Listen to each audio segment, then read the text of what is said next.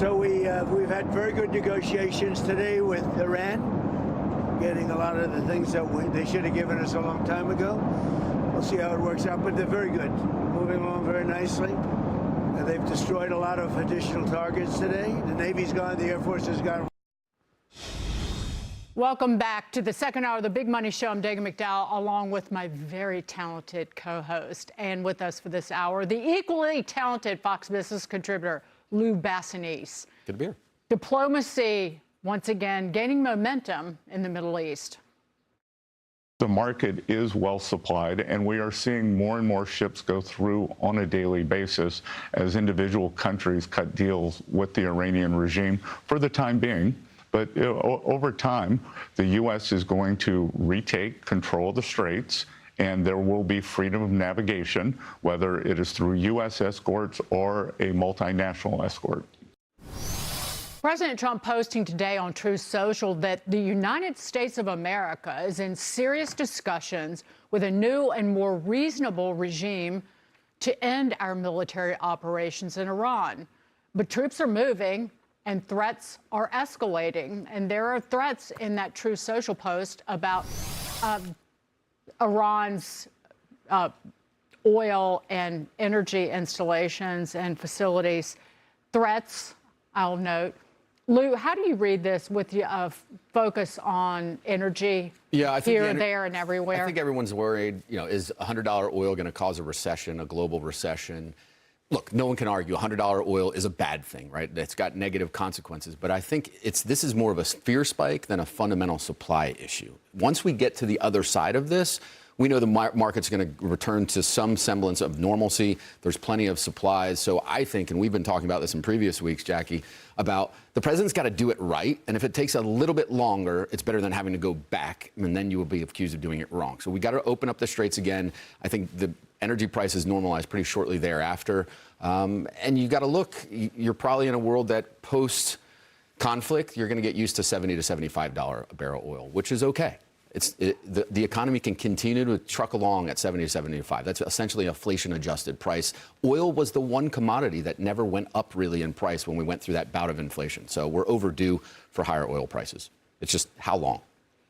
It's how long and at what cost, not in terms of energy, but in terms of how much the United States has to spend on this, because that's one of the reasons that you're getting these.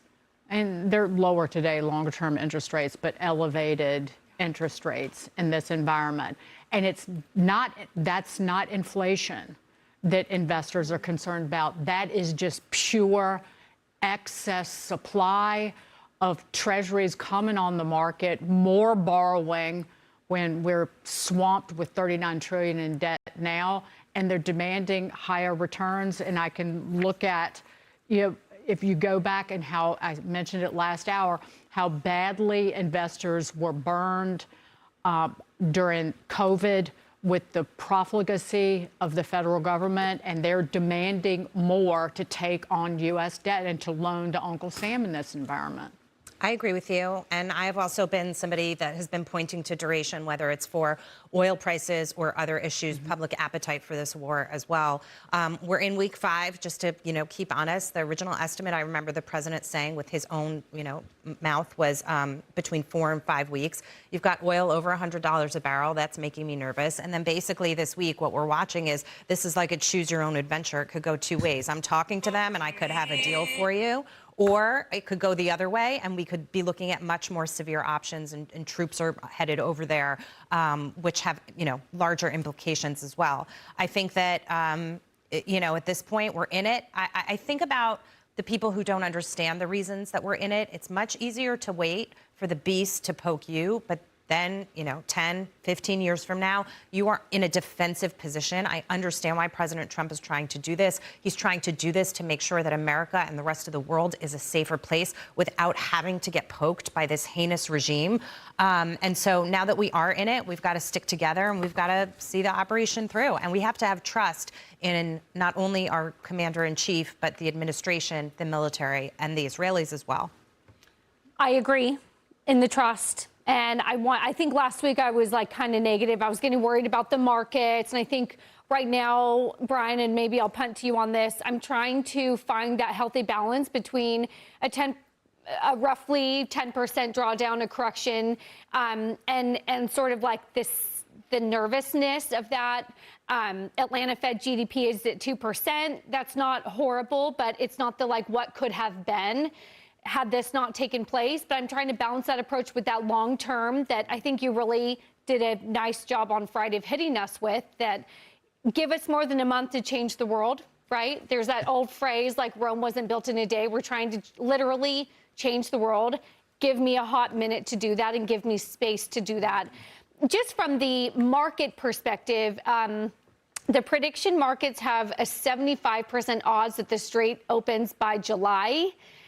That still feels like a long time to me. And I'm not saying that those predictions are right, but I think it's nice to see kind of how the betting markets are thinking about this. I know that you'll pull up sort of how we think about Brent 6 months from now. Lou's furiously typing away, so I'm giving him a Just want an update on it, where we're at. live reports. And so I think that's April, May, June, July. That's about 3 to 4 months. Now, I don't know, does that take us to 150? I don't think that takes us to 200, but I think that's sort of like the risk there. And then finally, my other point, Brian, is your favorite bank in Europe, Deutsche Bank, put out a note this morning to Dagan's point, talking about the term premium. And they said the term premium is at a decade high, basically the extra cost of issuing a treasury, or what investors are demanding. It went from 50 basis points to 100 basis points now. At a decade high, is it too high? And I think their thesis is long term, it's not too high, that is what the market is now demanding for a slew of other reasons. Does it get worse, is my question. Can I blow my own horn? I said that day one. I said, watch Treasury yields, because investors will demand more payment because of the supply from a war.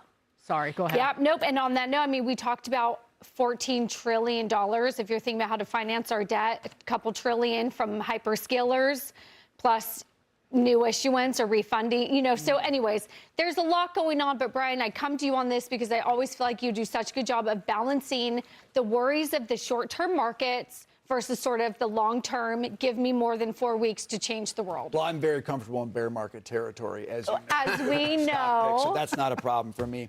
You said a phrase that got me thinking just now. You said, you were talking about what could have been. You used that phrase. Now, I think you were talking about if we hadn't gone into Iran, what could have been. But it makes me think of, you said maybe prices will settle, oil prices will settle down around 70, 75. And we don't know the answer to this question, but what do you think oil prices would be right now if Kamala Harris was president? None of the Iran stuff happened. None of the Iran stuff last year, but Kamala Harris was president. Is that me? Anybody. I mean, $45 a barrel, because we would be in a deep recession. Okay. Okay. That's a good point. Now, Okay, I was going to do closer to where we are now, because we're where we were in 2022 when they were in office. We would be in a deep depression. So $45. So it's a depressing thought to even. Okay, so and right before that deep Kamala depression, we probably would have had oil prices like in the territory you're talking about. Okay, because I think sometimes we forget, like when we look at where we are, we don't think about where we've been or where we could have realistically been otherwise. One of them is if under Kamala, I don't know what oil prices would be, but I think it could be in the territory we're talking about now without an Iran war. Second question, if Kamala was president right now, would Iran have a nuclear weapon? Yes, absolutely. I think your perspective point is really good, though, because if you look at gas prices, we've been talking about how fast they've risen, but rewind a year ago and they're only up about 10 cents. How does that really impact the economy? But the old administration's peak price was $5 a gallon. I agree, and you Nobody have all the embedded remembers taxes. that. Right, but Brian's point Nobody is was perspective. complaining about it. Actually, they were telling you everything was fine and don't worry about it. So I think if you want to measure this moment with all its challenges, I do think you can't think of it like a snapshot. You have to think of it in terms of possible scenarios, adventures that could have been chosen.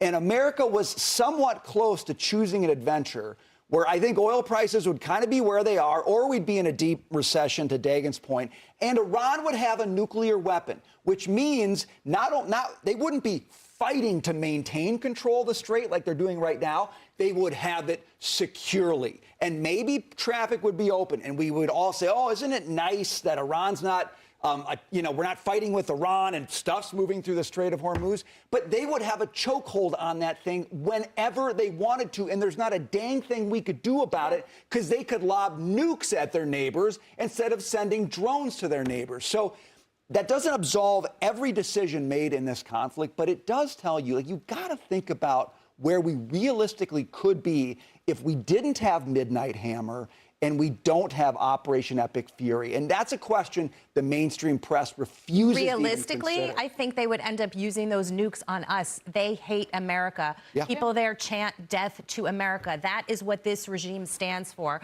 They would like to flatten parts of the United States, and if they had the weapons to do it, they would do it. And that's what people don't understand. When Ro Khanna says, well, there was really no conflict, so what are we doing here? That's what we're doing here. Yeah, That's why I came to you, Brian. okay. And before we move on, one thing that Javier Blas at Bloomberg noted that it goes underreported. I know what you're going to say. I thought of it this morning, and it's because of you. He's going to talk about natural gas. Yes. But say it. It's a great point. For the American economy, the key difference between the current energy shock and previous ones is the lack of impact in U.S. natural gas prices. Yep. That's crucial for industrial activity and electricity prices and, by extension, inflation.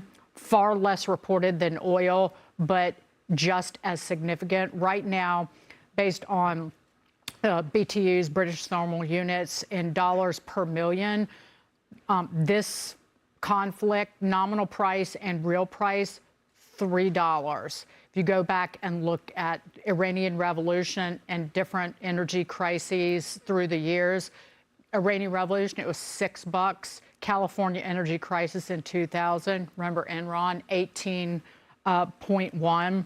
It's phenomenal what our energy industry does, and that support and prosperity. Here's the one would not connection to exist. natural gas that could become problematic the longer this goes on. A byproduct of LNG production is helium. Helium is essential to global chip manufacturing. It's only good for storage in 45 days. We're going to get to a point, if this goes too long, a third of the world's helium comes from Qatar. You're in a big problem if the hyperscalers can't scale anymore because you can't make the chips. So that's a worry for down the road, maybe. Huge hit to the balloon industry. Yeah, huge. Birthday parties canceled immediately. I love you for knowing them and saying them.